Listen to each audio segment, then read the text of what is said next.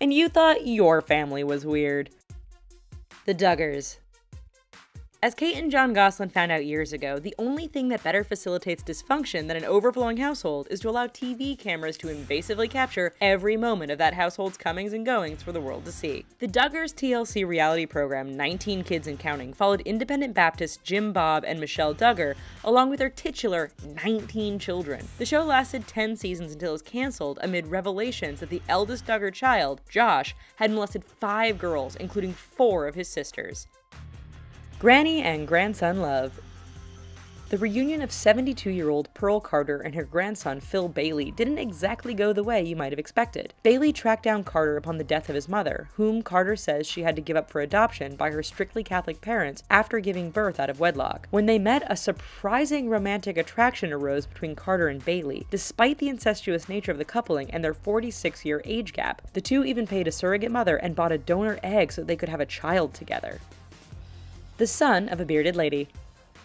Any child who ventures down the path of seeking out their birth parents is taking a risk when it comes to what they will ultimately find. This process resulted in a whole different kind of surprise for Richard Lorenk, who learned that his birth mother, Vivian Wheeler, had been born a hermaphrodite and suffered from hypertrichosis, also known as werewolf syndrome. Against the belief of doctors, Vivian managed to become pregnant and give birth to Lorenk, at which point the birth father, who worked as part of the circus that featured Vivian as the bearded lady, took the child away and placed him in foster care. Richard and his bearded mother have since reunited.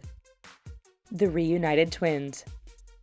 Jim Springer and Jim Lewis serve as a remarkable social experiment that never was. Separated soon after their birth, the two men first met on February 9, 1979, after 39 years in which they weren't even aware of each other's existence. Soon after meeting, the physically identical pair learned of how eerily similar their lives had turned out. Among the coincidences they shared in common, they each had childhood dogs named Toy, married first wives named Linda, and second wives named Betty, vacationed on the same Florida beach, and shared nearly identical IQs, habits, facial expressions, brainwaves, heartbeats, and handwriting.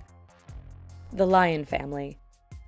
Method acting was taken to a whole new level with the unconventional preparation for the 1981 drama thriller Roar. To film a story of a man living in a wild animal-filled household, actress Tippi Hedren, her husband Noel Marshall, and daughter Melanie Griffith actually invited Neil the Lion to come live with them. While the family had no problems with their hairy housemate, Neil wasn't exactly domesticated by the experience. The filming resulted in 70 injuries to the cast and crew members, including lion attacks on all 3 family members. Even the film itself, which cost $17 million to make and earned $2 million at the box office, was a dud. The Desars-Meehan Verity clan. For a devoutly Catholic Republican who is against abortion and divorce, Thomas Desars sure finds himself immersed in one non-traditional family. He and partner Michael Meehan wanted to have children and could not adopt under what was then deemed by Kentucky law, so they enlisted the help of Desars' hair salon client, Brooke Verity, to serve as a surrogate. She provided them with 5 children, 4 with Meehan as the father and 1 with Desars, along with 3 of her own from an ex-husband. Verity's attempts to relinquish her parental rights to the 2 men have been met with resistance from the courts and religious fundamentalists, so they continue on as one big family. The Fugitives. There are those who don't care for the presence of government forces, and then there is the Gray Clan. After skipping bail while facing charges of assault and attempting to take an officer's gun, Granddad John Joe Gray led his family to live in isolation on a 47-acre compound while armed with heavy artillery and a deep distrust toward outsiders. The family of 10 has now embraced a self-sufficient lifestyle of growing and killing their own food and making their own clothing without electricity or running water. The authorities are reluctant to take action in light of the 1993 Waco siege. Killer Clan. The family that kills together stays together. That was apparently the belief of a murderous Russian family of 3 that was responsible for the deaths of at least 30 people across southern Russia in the late 2000s. The vicious gang included dentist Roman Podkovov, his nursery school teacher wife Inessa, their daughter Victoria, and another unnamed teenage daughter. Their heinous crimes included the cold-blooded murder of police commander Dmitry Chudakov and his family, reportedly because Inessa had once been jilted by a police officer. Roman was eventually killed in a bloody shootout while Inessa and Victoria confessed to their crimes.